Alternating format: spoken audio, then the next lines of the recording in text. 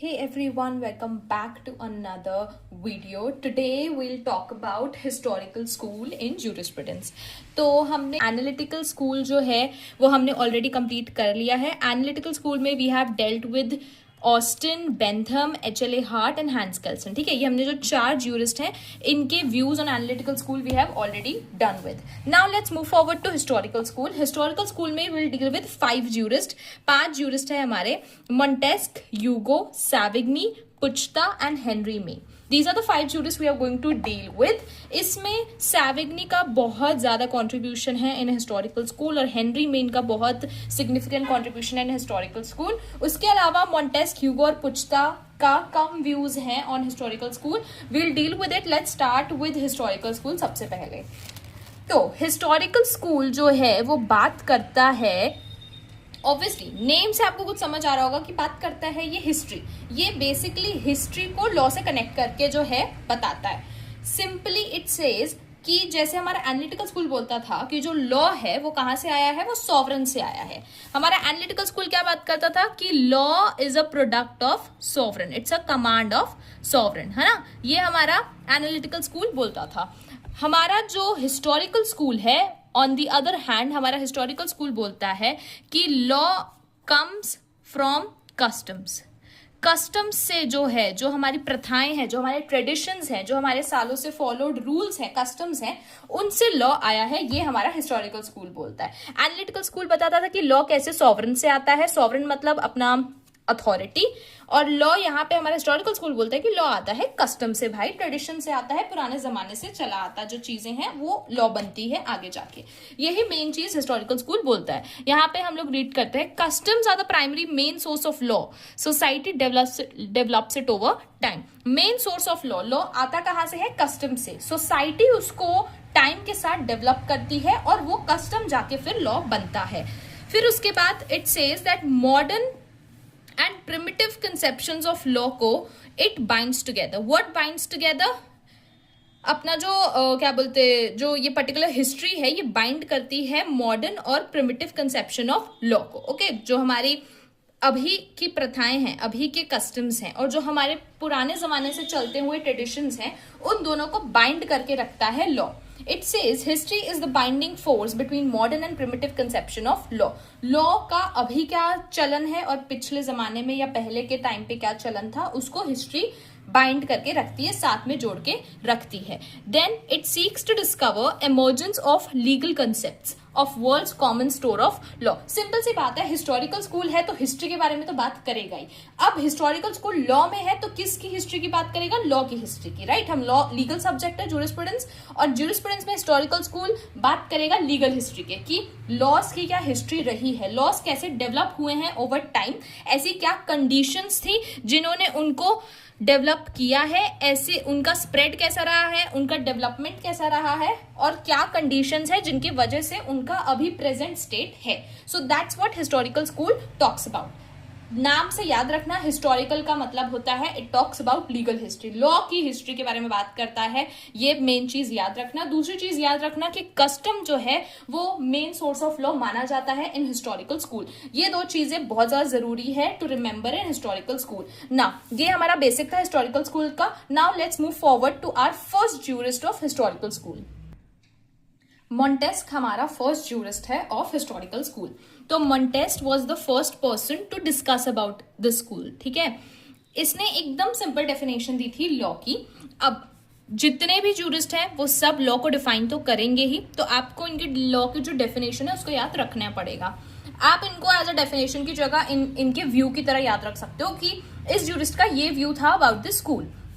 This is something you have to remember. ये तो non negotiable है. हर ज्यूरिस्ट का लॉ का डेफिनेशन क्या, बिकॉज हम लॉ के बारे में ही पढ़ रहे हैं, तो हर ज्यूरिस्ट लॉ के बारे में क्या कहना चाह रहा है वो तो आपको याद रखना ही पड़ेगा. तो मॉन्टेस्क ने क्या डिफाइन किया था, उसने बोला था laws are creation of climate, accident, imposition and local situation. बहुत सिंपल डेफिनेशन. इससे सिंपली ये बोला कि लॉ क्रिएट होते हैं क्लाइमेट की वजह से, एक्सीडेंट की वजह से, लोकल सिचुएशन क्या चल रहा है उसकी वजह से, या इंपोर्शन की वजह से. इंपोर्शन का मतलब होता है मिसरिप्रेजेंटेशन.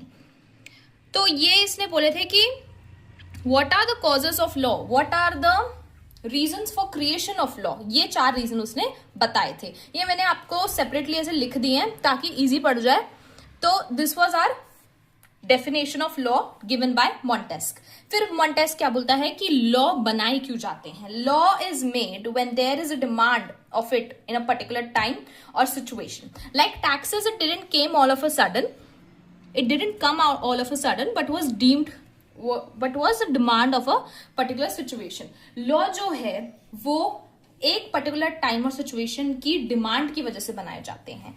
हमें जब इंडिया की आजादी हुई, when India got independence in 1947, उसके बाद इंडिया को रेगुलेट करने के लिए, इंडिया के लिए लॉ बनाने की बहुत ज्यादा जरूरत थी, क्योंकि इंडिया नया नया आजाद हुआ था। अगर उस टाइम पे लॉ नहीं बनते, उस टाइम पे रेगुलेशंस नहीं बनती, तो फिर इंडिया में बहुत ज्यादा जो था लॉ एंड ऑर्डर की दिक्कत हो सकती थी। तो क्योंकि वो लॉ उस टाइम की पर्टिकुलर टाइम और सिचुएशन की डिमांड थे, उस टाइम और सिचुएशन के लिए जरूरी थे, इसलिए लॉ बनाए गए। यही मॉन्टेस्क बोल रहा है। Let's move forward. और इसके अलावा जो है मॉन्टेस्क ने और किस चीज के बारे में बात नहीं की थी। Montesquieu simply talked about this, nothing else is defined. और कुछ डिफाइन नहीं किया था उसने सिंपली बोला, मेन फोकस अपना सोसाइटी पे रखा, नीड्स, डिमांड और टाइम पे। अब आ जाओ यूगो की बात करते हैं। यूगो क्या बोल रहा है?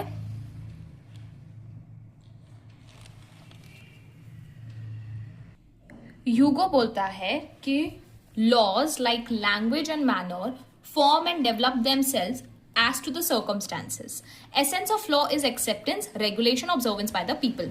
यूगो दो ही चीजें बोलता है, ठीक है। इसकी दो ही व्यूज हैं कि पहली चीज तो कि लॉ लैंग्वेज और मैनर्स की तरह, जैसे भाषा, लैंग्वेज या मैनर्स मतलब बिहेवियर या पैटर्न्स जो हैं वो डेवलप होते हैं और वो बनते हैं according to the situations, according to the circumstances, है ना। हमारी जो लैंग्वेज है, अगर हम देखें, if we talk about our language Hindi, तो ओरिजिनली हिंदी बहुत शुद्ध, बहुत प्योर वाली बोली जाती थी। अब जो हिंदी का फिल्ट्रेशन हुआ है, हिंदी जिस तरीके से डेवलप हुई है, वो वही डेवलपमेंट जो है यूगो कंपेयर करता है लॉ की।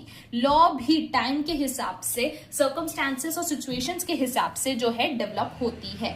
हिंदी मतलब लैंग्वेज और मैनर्स मतलब बिहेवियर पैटर्न्स। पहले के मैनरिज्म्स अलग थे, पहले लोग बहुत ज्यादा रिजिड थे, बहुत ज्यादा मैनर्स को बहुत सीरियसली लेते थे। आज के टाइम पे मैनरिज्म्स काफी फिल्ट्रेट हो गए हैं, काफी जो हैं रिलैक्सेबल हो गए हैं। तो ये जो हमारे रीति रिवाज और मैनर्स हैं, ये भी भाषा के जैसे, लॉ के जैसे डेवलप होते हैं सिचुएशंस के हिसाब से, सर्कमस्टांसेस के हिसाब से। पहली चीज तो यूगो ने ये बोली। दूसरा यूगो बोल रहा है कि एसेंस ऑफ लॉ मतलब एसेंशियल ऑफ लॉ। लॉ के एसेंशियल्स क्या है? पहला है एक्सेप्टेंस, लॉ को एक्सेप्ट करना। दूसरा है रेगुलेशन, उस लॉ को, जब लॉ चीजों को कंट्रोल करने लग जाए, जब लॉ चीजों को रेगुलेट और रूल करने लग जाए, दैट इज रेगुलेशन। फिर ऑब्जर्वेंस बाय पीपल, जब लोग उसको अपनी डेली लाइफ में, उस लॉ को, उस रूल्स को अपनी डेली लाइफ में ऑब्जर्व करने लग जाए। ये तीन है हमारे essential of law according to Hugo. ये हमारा यूगो का व्यू था, वेरी सिंपल, दो बस पॉइंट है यूगो को। उसके बाद आ जाता है हमारा FK1 सैविग्नी। सैविग्नी जो है वो थोड़ा हमारा मेन जूरिस्ट है हिस्टोरिकल स्कूल का, क्योंकि सैविग्नी बहुत सारी चीजें बोलता है अबाउट हिस्टोरिकल स्कूल। सैविग्नी का अगर हम अर्ली लाइफ देखें तो he was born in Frankfurt which is in Germany in 1779। 1779 में पैदा हुआ था फ्रैंकफर्ट जर्मनी में, और इसको हम हिस्टोरिकल स्कूल का फाउंडर भी मानते हैं। कौन है हिस्टोरिकल स्कूल का फाउंडर? FK1 सैविग्नी, पूरा नाम इसका FK1 सैविग्नी है। अब सैविग्नी के व्यूज को मैंने 4 पार्ट पे से डिवाइड कर दिया, so that it's easy for you to comprehend. सबसे पहली चीज जो वो बोलता है वो इसमें है। सेकंड, हमारी बुक के बारे में बात करेंगे। सैविग्नी ने एक बुक लिखी है, उसमें कोट है। फिर हम बात करेंगे सैविग्नी का बहुत famous quote, loss grows with the growth of the people, strengthens with the strength of the people, and finally nation loses it's nationality. वो जो हमारा पूरा कोट है सैविग्नी का वो, एंड देन वर्ल्ड चीज। ये कॉन्सेप्ट था जो सैविग्नी ने इंट्रोड्यूस किया था, and we'll talk about this concept also. सबसे पहले बात करते हैं सबसे पहली चीज की, सबसे पहले कॉन्ट्रीब्यूशन की, सैविग्नी की सबसे पहली व्यू की। सैविग्नी सबसे पहले बोलता है कि customs are the genesis of law. वही बात जो मैंने आपको स्टार्टिंग में बताई थी कि हिस्टोरिकल स्कूल क्या बोलता है। हिस्टोरिकल स्कूल बोलता है कि लॉ आए ही कस्टम्स के थ्रू हैं, कस्टम्स से ही ओरिजिन हुआ है लॉ का। सेम बात सैविग्नी बोल रहा है कि कस्टम्स आर जेनेसिस। जेनेसिस का मतलब होता है ओरिजिन ऑफ ऑल लॉज। हर लॉ कहां से आया है? कस्टम से आया है। फिर उसके बाद Its meaning is existing law today have its roots connected to the old customs somewhere or the other. ये देखो मैंने यहाँ पे रूट्स भी बना दी, मैंने जड़ें भी बना दी है. सिंपल बात ये है कि जो भी लॉ आज एग्जिस्ट कर रहा है वो पहले के टाइम पे किसी ना किसी कस्टम से जुड़ा हुआ है. उसकी जो रूट्स है, उसकी जो व्हाट यू कैन से, उसका जो कोर है, कोर प्रिंसिपल्स है, वो पहले के टाइम के कोई ना कोई कस्टम से कनेक्टेड है. आज का जो भी लॉ है वो पहले के कोई भी कस्टम से कनेक्टेड जरूर है. It also says, he also says that law already exists in society and we humans just discover them. ये F.K. von Savigny बोलना चाह रहे हैं कि सोसाइटी में लॉ ऑलरेडी है. ऑलरेडी कैसे है? कस्टम्स के रूप में है. लॉ ऑलरेडी एग्जिस्ट करता है कस्टम्स के रूप में और हम ह्यूमंस उसको सिर्फ डिस्कवर करते हैं या उसको सिर्फ डेवलप करते हैं. लॉ ऐसी कोई चीज नहीं है जो हमें भगवान ने दी है, या लॉ ऐसी कोई चीज नहीं है जो हमें अथॉरिटी दे रही है, सॉवरन दे रहा है. नहीं, लॉ ऑलरेडी सोसाइटी में एग्जिस्ट करता है, बट हम ह्यूमंस उसको सिर्फ डेवलप करके उसको लेके आते हैं.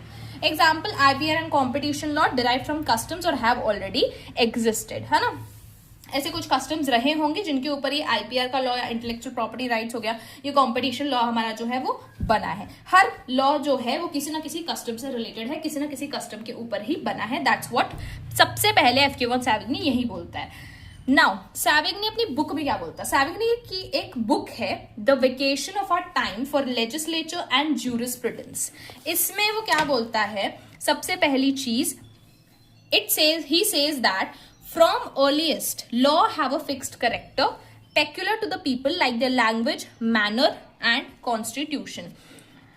पुराने टाइम से, अर्लीस्ट टाइम से, है ना, सबसे अर्ली टाइम से भी लॉ का जो करेक्टर है वो फिक्स्ड है. लॉ का जो नेचर है वो फिक्स्ड है और उसका जो नेचर है वो किसके ऊपर है, वो किसके ऊपर गया है? लॉ का नेचर किससे मेल खाता है, किससे जुड़ा हुआ है? लोगों से. लोगों के अकॉर्डिंग ही लॉ का नेचर है. लॉ लोगों के ऊपर ही बेस्ड होता है. लोगों के लैंग्वेज, लोगों के मैनरिज्म और लोगों की कॉन्स्टिट्यूशन, है ना, कॉन्स्टिट्यूशन ऑफ इंडिया जैसे है, उससे ही इन्फ्लुएंस खाता है, मेल जोल खाता है. So this was what Savigny firstly said. इसने क्या बोला कि लॉ का एक फिक्स्ड कैरेक्टर तो है ही, ये बात तो पक्की है, हर लॉ का एक फिक्स करेक्टर है. बट उसने एक बात बोली कि ये जो लॉ का फिक्स करेक्टर है, it depends on home, it depends on the people. लोगों के ऊपर डिपेंड करता है लॉ का character. That's what Savigny said.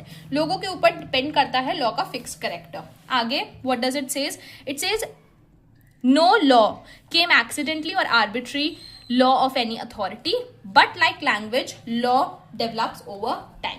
Law जो है एकदम से नहीं आ गया, आर्बिट्री नहीं आ गया. लॉ जो है लैंग्वेज की तरह, भाषा की तरह डेवलप हुआ है टाइम के साथ. ये भी सैविग्नी बोल रहा है. Now let's move forward to the third important point. Third point मैंने जो आपको यहाँ पे बताया था, इफ यू गाइज रिमेंबर, यहाँ पे मैंने बताया था कि हम 4 पॉइंट में डील करेंगे इससे. तो हमारा जो ये थर्ड पॉइंट है हम इस पे आते हैं. ये एक कोट है, मैं आपको पहले कोट बता देती हूँ क्या है. ये एक कोट है किसका? सैविग्नी का. सैविग्नी ने कोट किया था, इसने बोला था law grows with the growth, stands with the strength and finally क्या है? Finally is a way as nation loses its, basically finally, okay, this is okay, I think this dies, yeah, finally dies away as nation loses its nationality. इसने बोला law के बारे में कि law grow करता है लोगों के साथ, लोगों की स्ट्रेंथ के साथ वो स्टैंड करता है, और जब नेशन उसकी नेशनैलिटी खो देता है तो वो लॉ फाइनली खत्म हो जाता है. It dies away. That's what it says. अब ये जो हमारा कोट है, ये पहले मैं आपको समझा दूं. Law grows with the growth of people, law stands with the strength of people and finally loses it's nationality as a nation and finally dies away as nation loses its nationality. Simple सी बात है. अगर कोई भी law है, for example constitution of India, ये constitution of India हमने बनाया था. We the people of India, क्या आता है उसके प्रियम्बल में? We the people of India, right? अगर कॉन्स्टिट्यूशन पढ़ा होगा, we the people of India, हमने बनाया ये कॉन्स्टिट्यूशन. कॉन्स्टिट्यूशन हमारे साथ ग्रो हुआ, है ना. उसमें कितनी सारी जजमेंट्स आई. केशवानंदा भारती आया, फिर उसके बाद हमारी कितनी जजमेंट्स रही हैं. केशवानंदा भारती हो गया, फिर उसके बाद हमारा आर्टिकल 14 से रिलेटेड, आर्टिकल 19 से रिलेटेड बहुत जजमेंट रही है. मेनका गांधी हो गई, और क्या है, इंदिरा सोहोनी जजमेंट, है ना, ये ग्रो हुआ, ये सारी बेरूबारी, देन और क्या केस था हमारा, okay, so there were n number of cases, ठीक है, I cannot remember anything right now, but there were n number of cases. So it basically हमारा जो कॉन्स्टिट्यूशन है, हमारा जो लॉ है, वो ग्रो हुआ हमारे साथ, लोगों के साथ ग्रो हुआ, ठीक है, जुडिशियल प्रोनाउंसमेंट्स आई, जजमेंट्स आई. अब it stand with the strength of the society, क्योंकि हम एज पीपल इसको एक्सेप्ट करते हैं, तब ये लॉ आज टिका हुआ है, तब कॉन्स्टिट्यूशन आज टिका हुआ है, एंड इट इज स्टैंडिंग. आगे जाके कब अगर इंडिया जो है अपनी नेशनैलिटी या फिर इंडिया जो है वो उसके ऊपर कब्जा हो जाता है किसी और स्टेट का, अगर कोई और स्टेट इंडिया पे कब्जा कर लेता है, तो जो हमारा इंडिया का लॉ है, इंडिया का हमारा कॉन्स्टिट्यूशन है, वो क्या हो जाएगा, हमारा कॉन्स्टिट्यूशन जो है इट विल गो अवे, और सिंपल बोलो तो it will die. Why? Because our state has been next by different state. तो अब जो डिफरेंट स्टेट है वो अपना कॉन्स्टिट्यूशन लेके आएगा, तो हमारा जो लॉ है वो अब यहाँ पे खत्म हो जाएगा, हमारा लॉ नहीं चलेगा अब, राइट. तो हमारा जो लॉ है it grows with the growth of the people, it stands with the strength of the people, and it finally dies away when a nation loses its nationality. Simple सी बात है, अगर इंडिया पे किसी और नेशन ने कब्जा कर लिया तो इंडिया का लॉ तो नहीं अप्लाई होगा, फिर वो उस नेशन का लॉ अप्लाई होगा और इंडिया का लॉ जो है वो वहीं पे वहीं खत्म हो जाएगा. सो ये हमारा कोट है FK1 सैविग्नी का. सैविग्नी ये बताना चाह रहा है, means according to him law oriented from customs of people. ये सिंपल सी बात है.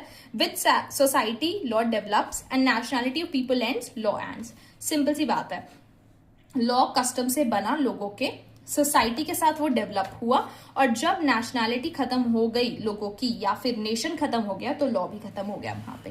Nationality doesn't means having a different national flag और anthem. According to Savigny, nationality as theory of Volksgeist when people associates to a culture और geographical area and distinguish themselves from other culture and geographical area, it becomes their nationality. अब Savigny ने nationality क्या होता है वो भी बताया. उसने बोला कि नेशनैलिटी होता है कि जब एक कुछ लोग अपने आप को एसोसिएट करते हैं एक पर्टिकुलर कल्चर और ज्योग्राफिकल एरिया से और अपने आप को डिफर करते हैं फ्रॉम डिफरेंट. मतलब इंडिया में जो रहने वाले लोग हैं उनका अपना कल्चर है, उनका अपना एरिया है, इंडिया में रहते हैं वो.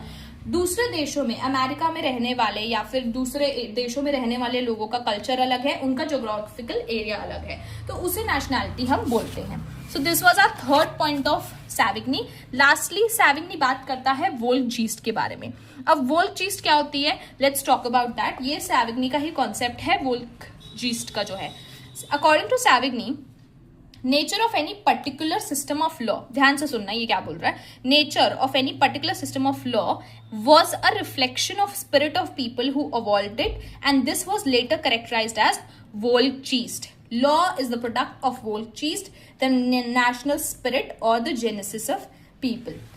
सिंपल सी बात है, सैविग्नी के अकॉर्डिंग सैविग्नी ने एक टर्म निकाली वोल्कजीस्ट, और वो क्या बोलता है कि किसी भी लॉ सिस्टम का जो नेचर है वो आप कैसे पता करोगे.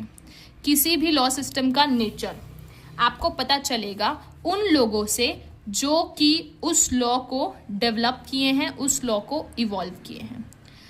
हमारे ही लोगों से, जो लोग उस लॉ को यूज करते हैं और जिन्होंने उसको डेवलप किया है, इवॉल्व किया है, उन लोगों से ही आपको किसी भी लीगल सिस्टम का नेचर पता चल सकता है. और इस कंसेप्ट को ही जो है सैविग्नी वोल्कजीस्ट बोलता है. फॉर एग्जाम्पल, अगर हमारा जो इंडियन लीगल सिस्टम है वो अभी रिफॉर्मेटिव है, रिफॉर्मेटिव चलता है. रिफॉर्मेटिव मतलब हम जो क्रिमिनल है उसको रिफॉर्म करने में विश्वास करते हैं, उसको सेकंड चांस देने में सेकंड चांस देने में विश्वास रखते हैं और उसको सोसाइटी में वापस डालने के लिए वी डू दैट. तो ये रिफॉर्मेटिव है, चल रहा है हमारा इंडिया का लॉ सिस्टम अभी, है ना. आपको कहीं पे भी कोई ब्रूटस, आपको जो फांसी की सजा है वो बहुत कम देते हैं. हम क्यों कम देते हैं? क्योंकि हमारा रिफॉर्मेटिव सिस्टम है ना. हम रिफॉर्म करने में बिलीव करते हैं, ना कि उसको जान से मारने में. तो ये हमारा रिफॉर्मेटिव सिस्टम है. तो ये जो हमारा लीगल सिस्टम है, इसका जो नेचर है, ये आप कहां से पता लगा सकते हो? उन लोगों से जिन्होंने इसे डेवलप किया है, मतलब people of India. People of India से आप इस चीज का नेचर का पता लगा सकते हो. या फिर ये जो है ये डायरेक्टली प्रोपोर्शनल है टू ईच अदर. अब डायरेक्टली प्रोपोर्शनल क्या होता है कि जैसा नेचर होगा, जैसा भी हमारा लोगों का, पीपल का नेचर होगा, वैसा ही हमारा लॉ का नेचर होगा। ये हमारा डायरेक्टली प्रोपोर्शनल। मैं कैसे बताऊं डायरेक्टली प्रोपोर्शनल क्या होता है? This is the simple way. अगर आप साइंस नहीं पढ़े हो तो डायरेक्टली प्रोपोर्शनल का मतलब होता है जैसा लोगों का नेचर वैसा ही हमारा लॉ का nature. So that what Savagny says. Nature of any particular system of law is a reflection of the people, is a reflection of the spirit of the people who evolves it, and this was later characterized as Volgeist. आगे वो क्या बोलता है? Law is the product of Volgeist, the nature, spirit और genesis of the people. लोगों की जो spirit है, लोगों, spirit मतलब आत्मा नहीं, लोगों की जो behavior है उससे ही लॉ बनता है, लॉ डेवलप होता है। सिंपल सी बात है, अगर लोग बहुत क्रूड हैं, अगर लोग बहुत ज्यादा क्रूअल हैं, तो लॉ भी वैसा हो जाएगा। As simple as that. For example India में अगर देखा जाए तो इंडिया में हमारे यहाँ जो बच्चे होते हैं उनको पेरेंट्स ज्यादा बहुत प्रोटेक्टिव होते हैं पेरेंट्स बच्चों की तरफ। इंडिया में अगर इफ यू सी इंडिया का कल्चर जो है, हम यहाँ पे बच्चों को नहीं छोड़ते, बच्चों के पीछे पड़े रहते हैं। And we also take care of our children very much. बहुत प्रोटेक्टिव होते हैं, बहुत लविंग होती है इंडिया में पेरेंटिंग। वहीं आप अमेरिका की पेरेंटिंग देखो, अमेरिका में जो पेरेंटिंग होती है वो बहुत इंडिपेंडेंट होती है। बच्चे अपना काम खुद करते हैं, वो लोग अपनी लॉन्ड्री करते हैं, वो लोग अपनी ट्यूशन फीस जमा करते हैं काम करके। मोस्टली जो सारा भार है बच्चों का वो 18 ईयर्स या मे बी 16 ईयर्स के बाद वो लोग खुद वो अपनी लाइफ से डील करना चालू कर देते हैं, है ना बच्चे। यहाँ पे अमेरिका की पेरेंटिंग ये चल रही है, इंडिया में भी ये चल रहा है। तो आप इंडिया के कस्टम्स, अगर आप इंडिया का लॉ भी देखो तो इंडिया का लॉ ये प्रोटेक्टिवनेस आपको झलकाता है। If you see the law of India, अगर आप अपना हिंदू मैरिज एक्ट देखो, हिंदू मैरिज एक्ट हो गया, हिंदू मैरिज एक्ट में जरूरत है आपको विटनेसेस की। अगर आप कोई मैरिज रजिस्टर करवाना चाहते हो तो हमारे यहाँ जो है लोगों की बहुत जरूरत होती है, पेरेंट्स की बहुत जरूरत है। ऐसा नहीं है कि पेरेंट्स आपको आपकी मैरिज होने नहीं दे रहे या अगेंस्ट है तो आप शादी नहीं कर सकते। बट इंडिया का जो कल्चर है it is very different from America, right. America में कोई फर्क नहीं पड़ता, आप शादी करो जिससे करो, आपके ऊपर है। इंडिया में because they are so protective of their children, तो आपको जो लॉ है वो रिफ्लेक्ट करते हुए दिखेगा। तो यही वो बताना चाह रहा है सैवेगनी कि हमारा लॉ जो है वो रिफ्लेक्ट करता है लोगों की बिहेवियर्स, लोगों के पैटर्न्स, लोगों का नेचर। लॉ का नेचर इज सेम एज लोगों का नेचर। तो वो लास्टली बोलता है कि every person has different spirit of Volksgeist and depending on culture and geographical area and due to which every one have different legal habits. क्योंकि different लोगों का जो कल्चर अलग है, लोगों का बिहेवियर अलग है, लोगों की मान्यताएं अलग अलग हैं, व्यूज अलग हैं, तो इसलिए लॉ भी अलग होता है और लीगल हैबिट्स भी अलग होती है। आपको एक लॉ जगह जगह देखने को नहीं मिलेगा, you can't find one law everywhere. So that what Savigny said. That's it for Savigny. This is our historical school का तीसरा jurist, 4th और 5th jurist, that is our Puchta and Henry Main. That we'll do in the next video. Thank you for watching.